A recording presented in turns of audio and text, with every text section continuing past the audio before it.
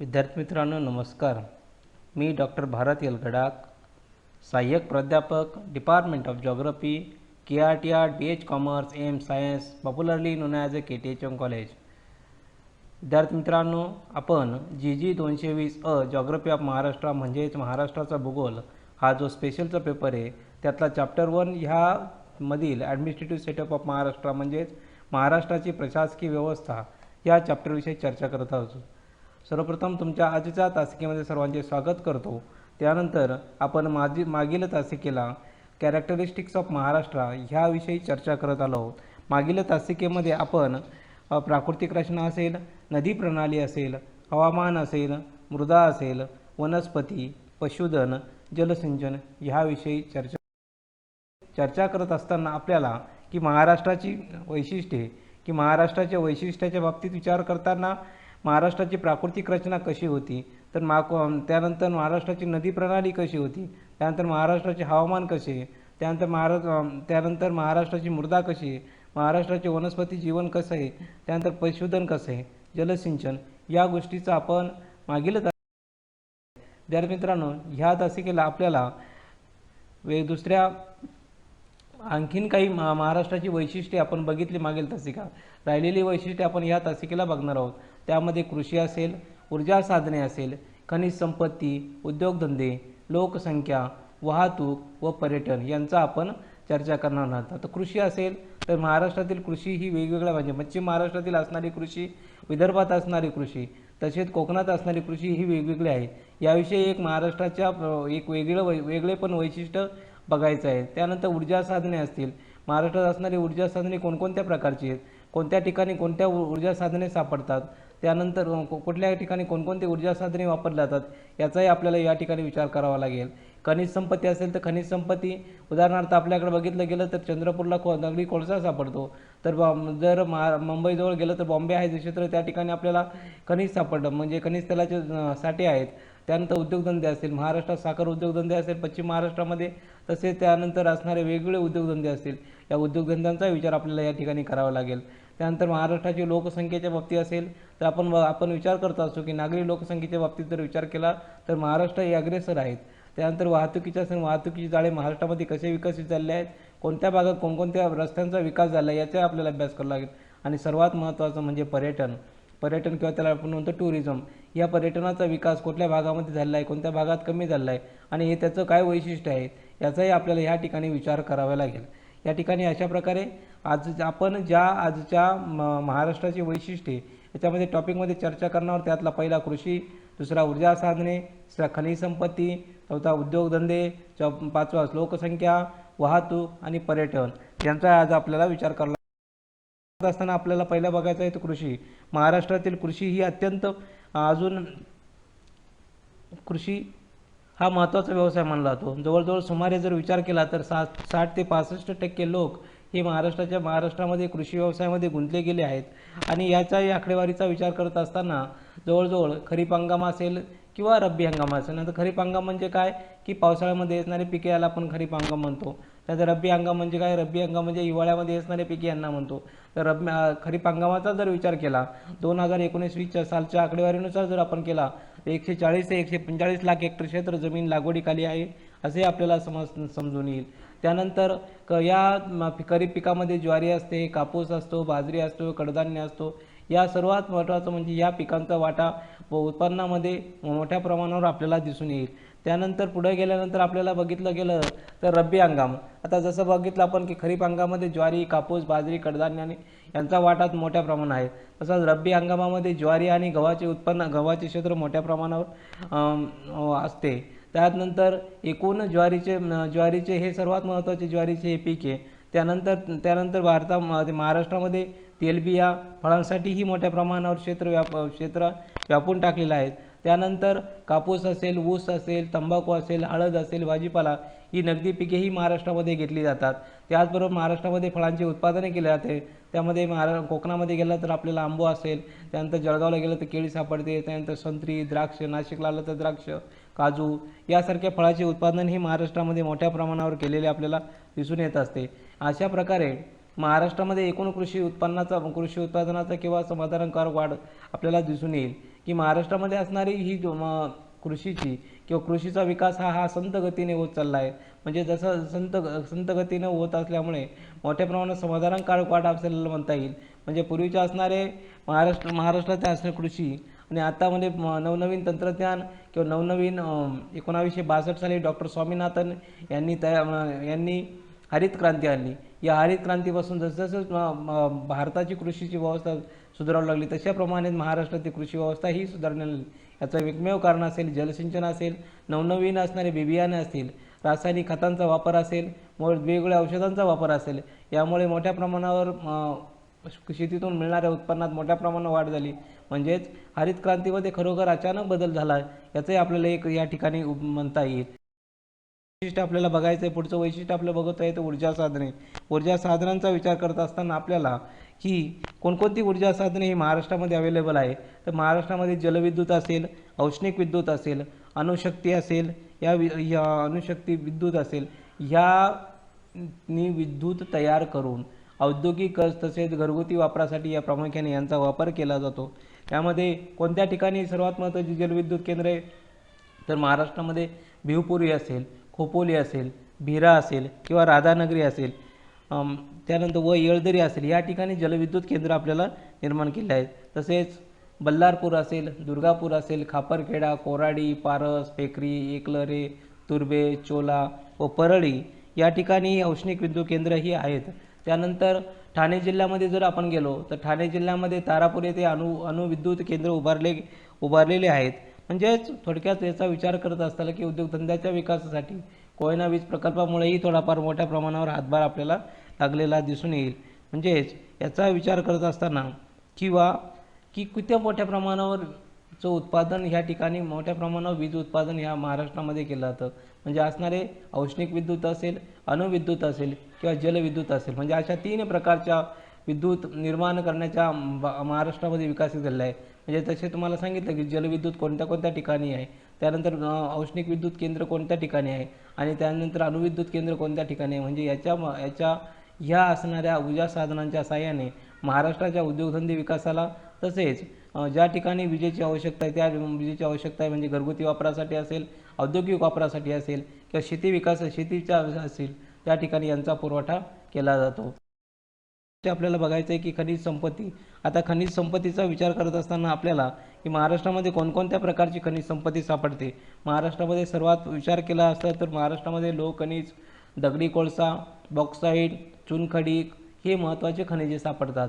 परत एकदा ऐका, महाराष्ट्रामध्ये लोह खनिज, दगडी कोळसा, बॉक्साईट, चुनखडी ही महत्त्वाची खनिजे महाराष्ट्रामध्ये सापडतात.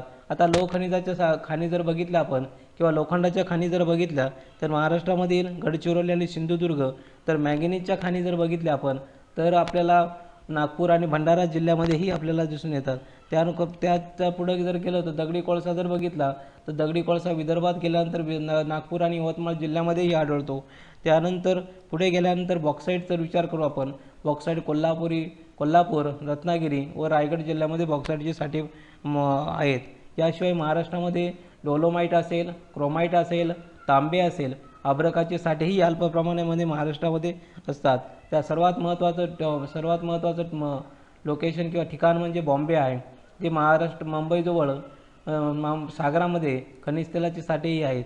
या सर्वांचा फायदा असणाऱ्या महाराष्ट्रातील औद्योगिक विकासाला नक्कीच घडत असतो. आता आपण बघितलं की महाराष्ट्रामध्ये लोह खनिज असेल, दगडी कोळसा असेल, बॉक्साईट असेल, चुनखडी असेल हे महत्त्वाचे खनिजे महाराष्ट्रामध्ये सापडतात.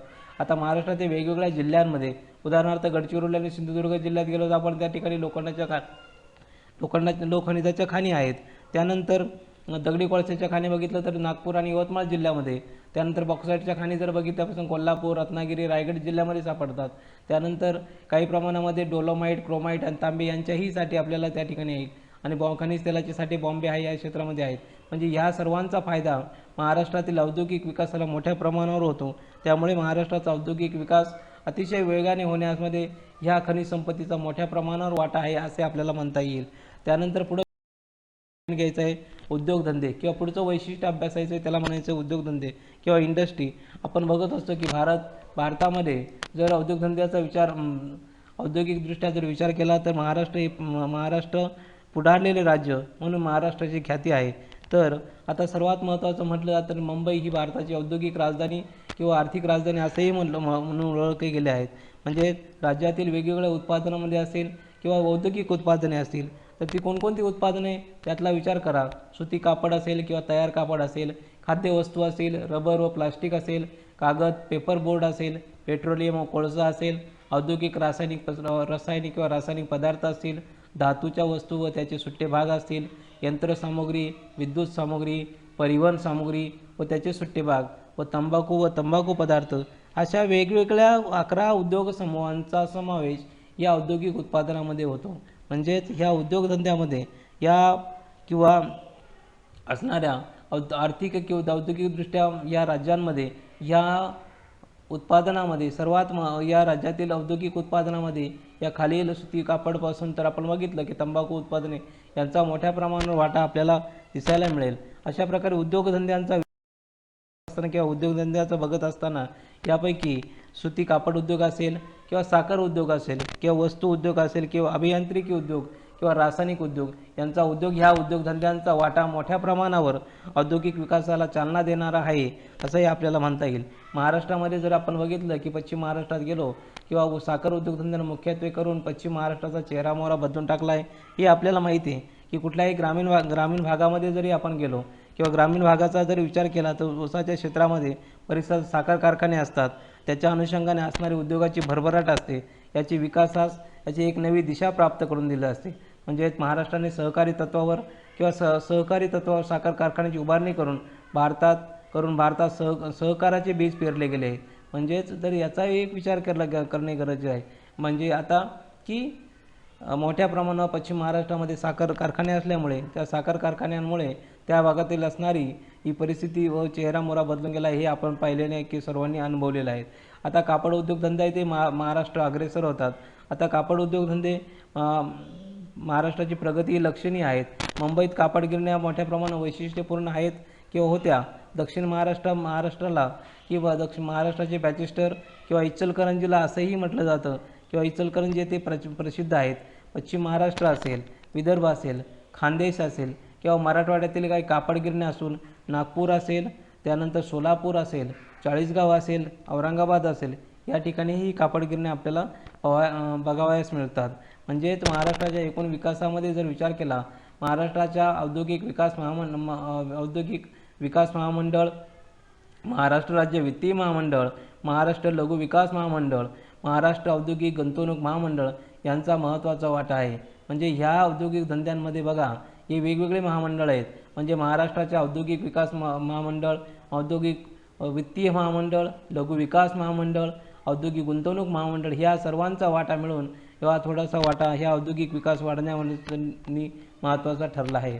म्हणजेच महाराष्ट्राचा जर एकूण लोकसंख्येच्या बाबतीत जर आपण विचार केला की महाराष्ट्राने 36% क्षेत्र हे जरी भारताचे 36% क्षेत्र जरी व्यापले असते तर 36% त्यापैकी जवळजवळ म्हणजे सुमारे 10% लोकसंख्या या ठिकाणी आहे.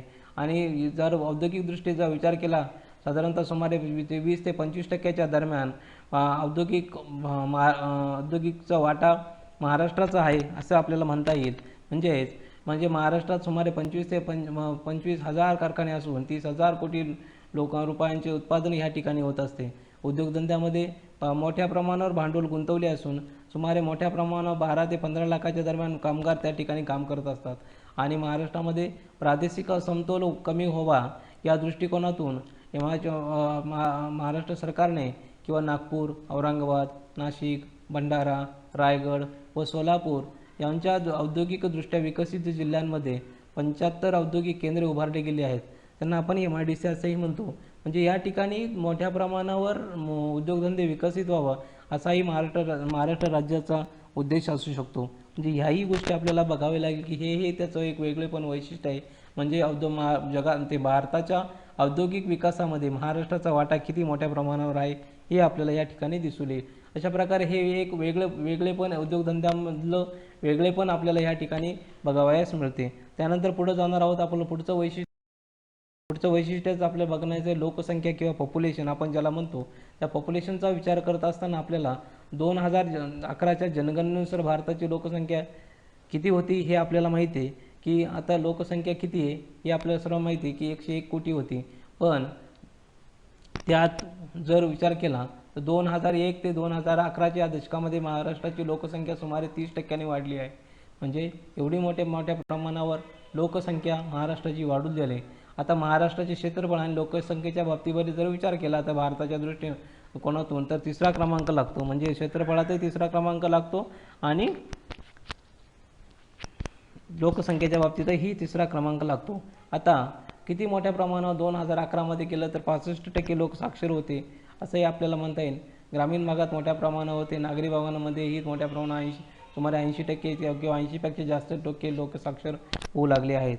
त्यानंतर पुढं आपण गेल्यानंतर की महाराष्ट्रातील अनुसूचित जातीचे प्रमाण हे 11%, अनुसूचित जातीचे प्रमाण 9% हे आपल्याला सर्वांना माहिती आहे. त्यानंतर स्त्री पुरुष प्रमाण 9 पुरुष गुणोत्तर प्रमाण म्हणजे 1000 पुरुषांमागे 936 स्त्रिया आहेत, हे आपल्याला सर्वांना सर्वश्रुत राहील.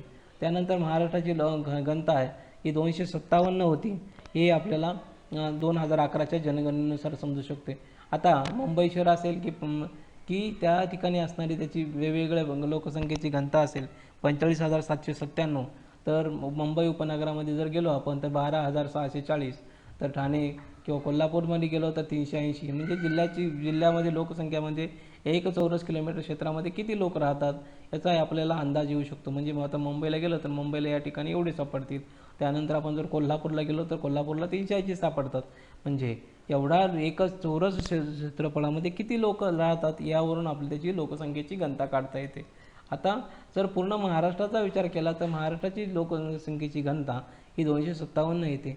2011च्या आकडेवारीनुसार 39% लोक 39 नागरे वास्तव्य करत असतात, किंवा 1 लाख किंवा त्यापेक्षा जास्त लोकसंख्या असणारे 3 नगरं आहे. मुंबई शहर असेल, मुंबई उपनगर असेल. म्हणजे नागरीकरण झालं मोठ्या प्रमाणावर महाराष्ट्रामध्ये नागरीकरण झाले, जवळजवळ 100% नागरीकरण झाले असे म्हणता येईल. सिंधुदुर्गचे 8% नागरीकरण झाले आहेत, तर विदर्भामध्ये 28%, भंडारा त्यामध्ये 13% असेल, नागपूर असेल तर त्या ठिकाणी 62%, तर पुणे जिल्ह्यामध्ये 51% नागरीकरण झाले आहे असे आपल्याला म्हणता येईल.